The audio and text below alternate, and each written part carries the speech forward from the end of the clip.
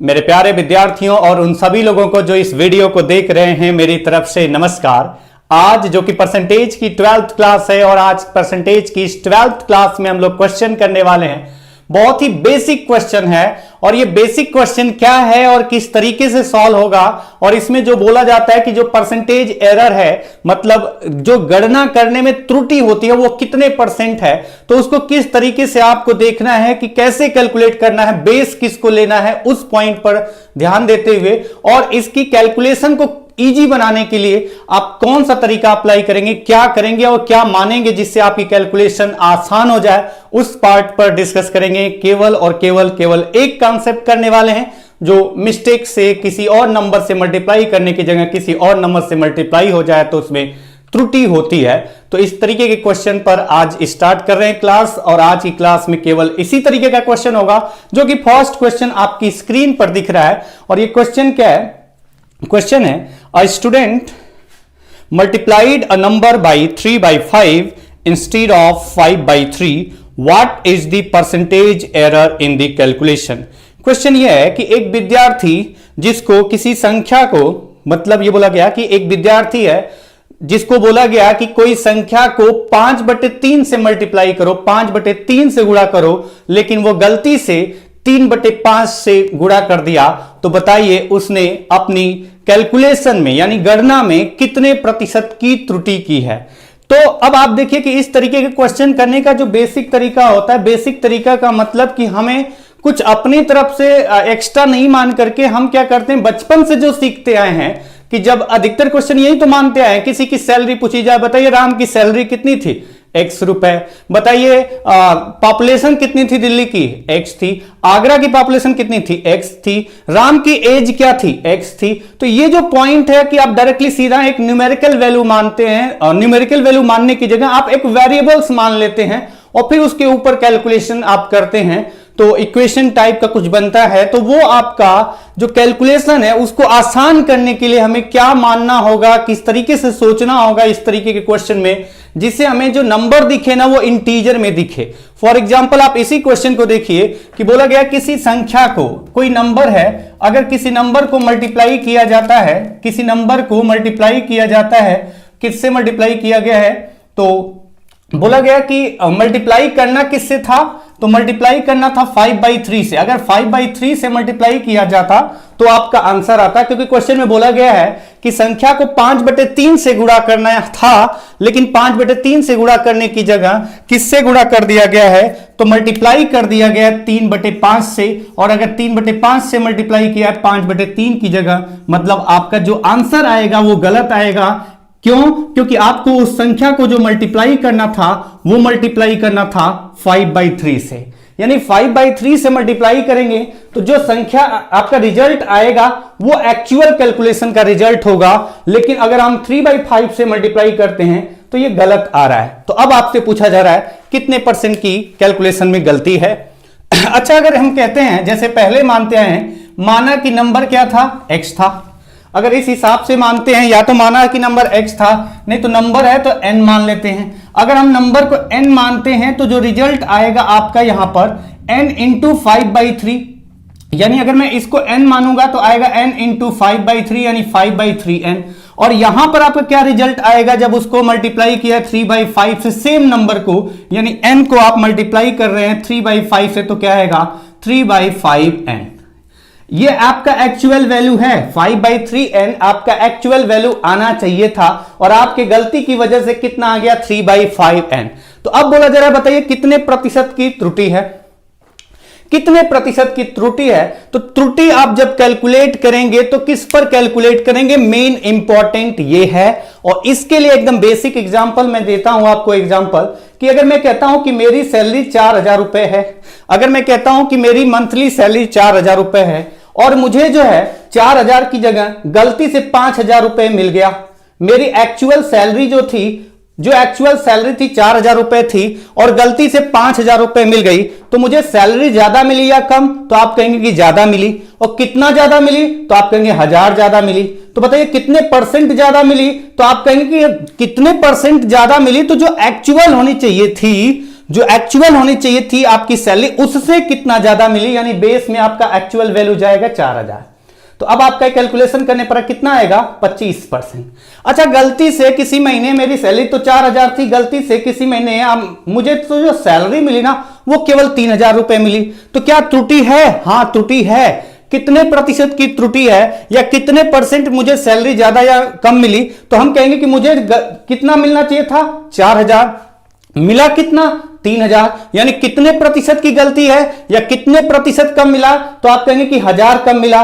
किस पर? तो आपका जो एक्चुअल मिलना चाहिए उस पर। यानी जब भी आप कैलकुलेट करेंगे तो बेस जो वैल्यू होगी ना, जो बेस वैल्यू होगी वो हमेशा एक्चुअल वाला पार्ट होगा।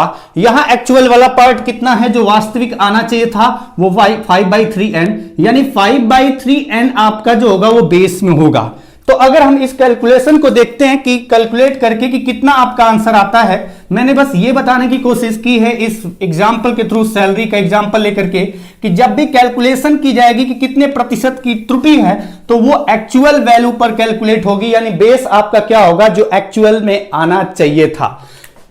जैसे मैं यहां पर बेसिक पहले बता रहा हूं, अब आप अगर इसको कैलकुलेट करेंगे तो आप कहेंगे कि किस पर कैलकुलेट होगा, जो गलती हुई है त्रुटि हुई है कितने परसेंट की, तो बेस में क्या जाएगा? तो आपको पता चल गया जो एक्चुअल आना चाहिए था वो आपका बेस में जाएगा, परसेंटेज चाहिए इंटू 100।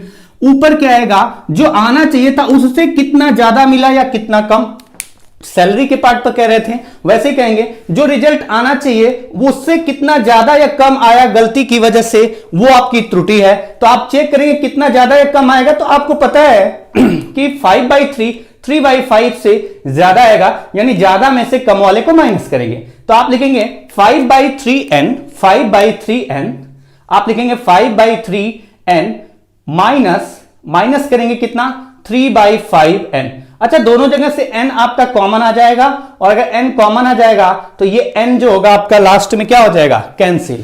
अच्छा, मेरे को ये बेसिक एकदम बताने का रीजन ये था कि मैं आपको ये बता सकूं कि अगर आप n मानते हैं यहां पर तो वही संख्या को मल्टीप्लाई गलती से किया है, तो ये दोनों प्लेस पर सेम वैल्यू आपको मानना है। और जो भी आप यहां पर मानोगे फाइनल रिजल्ट कैलकुलेट करते वक्त क्या उसका कोई वजूद रहा? जब फाइनल रिजल्ट निकाल रहे हैं क्या वो बचा? नहीं बचा, क्योंकि न्यूमरेटर डिनोमिनेटर दोनों पार्ट पर आया, तो n का वैल्यू कैंसिल। मतलब कि n की वैल्यू अगर हम n ना मान करके x ना मान करके, मतलब जो नंबर है उसे n ना मान करके x ना मान करके, कोई वेरिएबल्स ना मान करके कोई ऐसी संख्या मान लें, क्योंकि हमें पता है कि वो कैंसिल हो जाएगा, रिजल्ट पर उसका कोई इफेक्ट नहीं पड़ेगा, तो हमें एक कोई ऐसी संख्या मान लें जिससे ये वैल्यू हमारी जो है ना, ये वाली वैल्यू और ये वैल्यू दोनों वैल्यू हमारी क्या आ जाए? इंटीजर। और अगर इंटीजर आ जाएगा तो कैलकुलेशन आसान हो जाएगा। तो बताइए n की ऐसी कौन सी वैल्यू माने, n की ऐसी कौन सी वैल्यू माने जो मिनिमम भी हो, मतलब छोटी से छोटी हो, और कैलकुलेशन करने पर ये जो रिजल्ट आए वो इंटीजर में आए, जिससे हमारा जो फाइनल रिजल्ट निकालने के लिए यहां पर परसेंटेज कैलकुलेट करने जा रहे हैं ये फ्रैक्शन में दिख रहा है, ये फ्रैक्शन में ना दिखे। तो हमें ऐसी संख्या माननी होगी जिसको 5/3 से मल्टीप्लाई करें तो इंटीजर आए, हमें ऐसी संख्या माननी होगी जिसको 3/5 से मल्टीप्लाई करें तो इंटीजर आए। मतलब हमें कौन सी संख्या लेने पर दोनों केस में इंटीजर मिलेगा? तो आपको करना क्या है कि ये वैल्यू जो एक्चुअल आना चाहिए वो इंटीजर आना चाहिए, जो गलती से आ रहा है वो भी इंटीजर आना चाहिए, जिससे अगर फाइनल रिजल्ट कैलकुलेट करने जाएं तो आपकी कैलकुलेशन आसान हो जाए। तो आपको यहां पर एक ऐसी संख्या लेना है जिससे ये वैल्यू इंटीजर में आए, यहां पर वही संख्या रखना है तो ये भी इंटीजर में आए।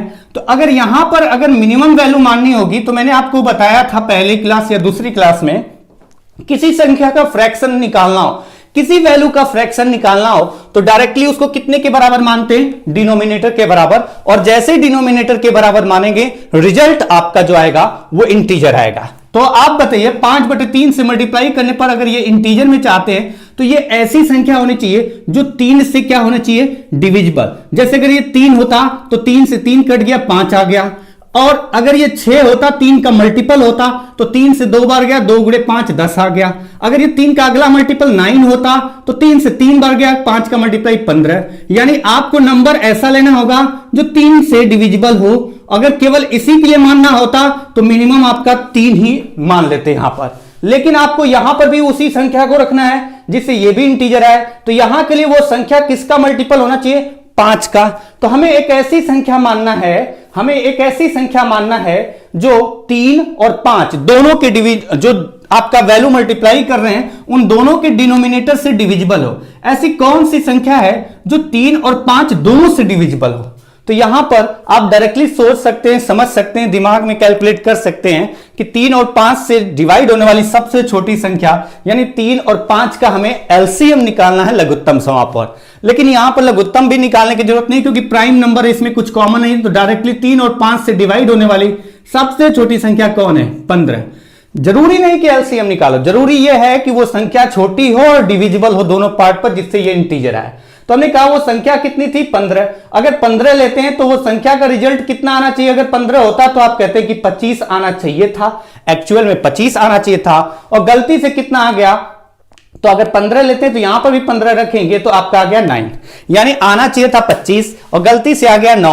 तो बताइए जो आना चाहिए था उससे कितना ज्यादा या कम आया है? तो आप कह सकते हैं माइनस करके 25 से कितना कम आया है? तो आप देख सकते हैं 16 कम है, यानी 16 आपका गलती है। त्रुटि कितना है? 16 की, और 16 की गलती कितने पर 16 की गलती है? जो एक्चुअल आना चाहिए था, यानी 25 पर परसेंटेज चाहिए इंटू 100, और आपका आंसर आ गया कितना? 64%। मतलब पहले क्वेश्चन के थ्रू मैंने आपको बेसिक समझाया कि n अगर मानेंगे, नंबर को कुछ भी मानेंगे वेरिएबल्स, तो वो यहां पर भी लिखना पड़ेगा, यहां पर भी, और जब फाइनल रिजल्ट कैलकुलेट करेंगे तो वो कैंसिल हो जाता है। और जब कैंसिल हो जाता है तो उसको कोई संख्या भी अगर मान लेंगे ना तो वो लास्ट में कैंसिल हो जाएगा, रिजल्ट पर कोई इफेक्ट उसका नहीं पड़ेगा। इसलिए आप डायरेक्टली ऐसी संख्या मानिए, वेरिएबल्स मानने की जगह ऐसी संख्या मानिए जिससे आपका ये रिजल्ट जो आना चाहिए था गलती से, जो एक्चुअल में वो आपका इंटीजर में है, जिससे आपका कैलकुलेशन आसान सा दिखे, आसानी से हो जाए। जैसे अगले क्वेश्चन पे चलते हैं। अगले क्वेश्चन में n या x या y ऐसा कुछ नहीं मानेंगे, डायरेक्टली जो मैंने बताया उसके अकॉर्डिंग सोच करके आप मान करके कैलकुलेट करेंगे और आपका आंसर आएगा। जैसे अगला क्वेश्चन अगर आप देखें, क्वेश्चन है a student multiplied a number 7 by 5 instead of 5 by 7. A student multiplied a number 7 by 5 instead of 5 by 7. What is the percentage error in the calculation? कोई विद्यार्थी किसी संख्या को 5/7 से गुणा करने की जगह 7/5 से गुणा कर दिया, तो बताइए कितने प्रतिशत की त्रुटि है? अच्छा, संख्या को मल्टीप्लाई किससे करना था? 5/7। अगर 5/7 से मल्टीप्लाई करते हैं तो सही आपका आंसर आता, लेकिन गलती से किससे मल्टीप्लाई कर दिया गया है? 7/5 से, तो ये गलत कैलकुलेशन पर आ रहा है आंसर। तो कितने प्रतिशत की त्रुटि है? अच्छा, नंबर मानना है, जैसे पिछले क्वेश्चन में हमने माना था वैसे ही डायरेक्टली मानेंगे। ऐसी संख्या लेते हैं जो 7 से भी डिविजिबल हो और 5 से भी डिविजिबल हो। तो 7 और 5 दोनों से डिवाइड होने वाली सबसे छोटी संख्या कौन सी है? आपका रिजल्ट आएगा उनका एलसीएम, यानी 7 और 5 का एलसीएम 35। तो हमने कहा अगर संख्या 35 होती तो आना कितना चाहिए था? 25, और अगर उसको मैंने 35 अगर माना है, गलती से कितना आ गया है, तो आप कह सकते हैं 49। आना चाहिए था कितना? 5/7 से मल्टीप्लाई करते हैं तो आपका आना चाहिए था 25, लेकिन आपने गलती से उसको 7/5 से मल्टीप्लाई कर दिया है तो 49 आ गया है। तो कितने प्रतिशत की त्रुटि है? तो आप कहेंगे ज्यादा आया या कम? तो आप कहेंगे ज्यादा आया, क्योंकि आना कितना चाहिए था? 25। तो 25 से जितना ज्यादा आएगा, जो आना चाहिए था उससे जितना ज्यादा आएगा, या जिससे जो आना चाहिए था उससे जितना कम आएगा, वही त्रुटि होगी। तो यहां त्रुटि कितना हुई? तो आप कह सकते हैं माइनस करने के बाद आएगा कि 24 ज्यादा आ रहा है। किससे? जो एक्चुअल में होना चाहिए था उस पर कैलकुलेशन होगी, त्रुटि जो आपकी गलती होगी उसको कैलकुलेट करेंगे। तो आपका 24 ज्यादा आया, किससे? जो आना चाहिए था यानी 25 से। कितने परसेंट है? तो इंटू 100 कर देंगे और आपका आंसर कितना आ जाएगा? 96%। तो इस तरीके से जब भी कोई संख्या को मल्टीप्लाई करना था किसी नंबर से और गलती से दूसरे नंबर से मल्टीप्लाई कर दिया, तो रिजल्ट में कितने प्रतिशत की त्रुटि हुई, और ये फ्रैक्शन में मल्टीप्लाई करने की बात आए ना, तो आपको ऐसी संख्या मानना है जिससे आपका वहां पर जो आना चाहिए था और गलती से जो आया है वो आपका इंटीजर में है, जिसे कैलकुलेशन लास्ट वाला जो करने में है वो आपको दिक्कत ना हो, आसानी से कैलकुलेट हो जाए। ये क्वेश्चन तो कर चुके हैं, एक और क्वेश्चन करते हैं। जैसे ये क्वेश्चन है a number x is a number x is multiplied, sorry, a number x is mistakenly divided by 10 instead of being multiplied by 10. What is the percentage error in the calculation? किसी संख्या को 10 से गुणा करने की जगह 10 से भाग दे दिया जाता है। किसी संख्या में 10 से गुणा करने की जगह 10 से भाग दे दिया जाता है तो कितने प्रतिशत की त्रुटि होगी? अच्छा, अगर इस क्वेश्चन में फिर से देखो, आपका कुछ ऐसा फ्रैक्शन की तरह नहीं दिख रहा है, लेकिन है तो फ्रैक्शन की तरह ही। अब ध्यान से समझिए इस पॉइंट को, आपको क्लियर हो जाएगा तुरंत कि संख्या को मल्टीप्लाई करने की जगह बोला गया संख्या को 10 से गुणा करने की जगह, यानी अगर उस संख्या को अगर आप 10 से गुणा करते हैं, जिस संख्या के बारे में बोला गया उससे 10 से गुणा करते हैं तो जो रिजल्ट आता तो एक्चुअल आता, लेकिन आपने 10 से गुणा करने की जगह उस संख्या को 10 से भाग दे दिया है, और 10 से भाग दे दिया है तो गलत आपका आया। कितने प्रतिशत की त्रुटि है, यानी जो एक्चुअल आना चाहिए था उससे कितना प्रतिशत ज्यादा या कितना प्रतिशत कम आया? तो आप बताइए, ऐसी संख्या लीजिए, यहां पर अगर इसके नीचे कुछ नहीं तो 1 ले सकते हैं, यहां तो आपको संख्या को 10 से डिवाइड करना है, तो संख्या ऐसी होनी चाहिए जो 1 से भी डिविजिबल हो इसका डिनोमिनेटर, और इसमें फ्रैक्शन में डिनोमिनेटर क्या है 10, यानी 1 और 10 दोनों से डिवाइड होने वाली सबसे छोटी संख्या कौन सी है? तो आप कहेंगे 10 है। अगर आप संख्या को 10 लेते हैं, दोनों जगह 10 रख दिया, यानी अगर 10 लेते हैं तो एक्चुअल में आना कितना चाहिए था 100, और आया कितना 1। कितने प्रतिशत की त्रुटि हुई? तो वो त्रुटि किस पर कैलकुलेट होगी? जो एक्चुअल आना चाहिए था। तो आप बताइए कितना कम या ज्यादा आया? 99। कम आया है ज्यादा? कम आया है। किससे? जो एक्चुअल आना चाहिए था 100 से। कितने परसेंट है? इंटू 100, और आपका ये आंसर आ गया 99%। मतलब आज की क्लास में जो हम लोगों ने 3 क्वेश्चन के थ्रू सीखा है कि जब भी अगर ऐसा कुछ आए कि अगर किसी संख्या को मल्टीप्लाई करना था किसी और संख्या से और मल्टीप्लाई किसी और संख्या से हो गया, तो हमें नंबर को मानना है तो एक्स वाई जेड मानने की जगह ऐसी कोई वैल्यू मानेंगे जिससे हम अगर एक्चुअल जो आना चाहिए था जो गलती से आया वो एक इंटीजर वैल्यू आए, ये इंटीजर वैल्यू आए जिससे हमारी कैलकुलेशन में आगे दिक्कत ना हो, फ्रैक्शन ना बने कैलकुलेट करते वक्त। तो ये पॉइंट ध्यान रखेंगे तो आपको इस तरीके के क्वेश्चन में ज्यादा दिक्कत नहीं होगी। तो चलिए आज के लिए बस इतना ही करते हैं, मिलते हैं अगली क्लास में, तब तक के लिए नमस्कार।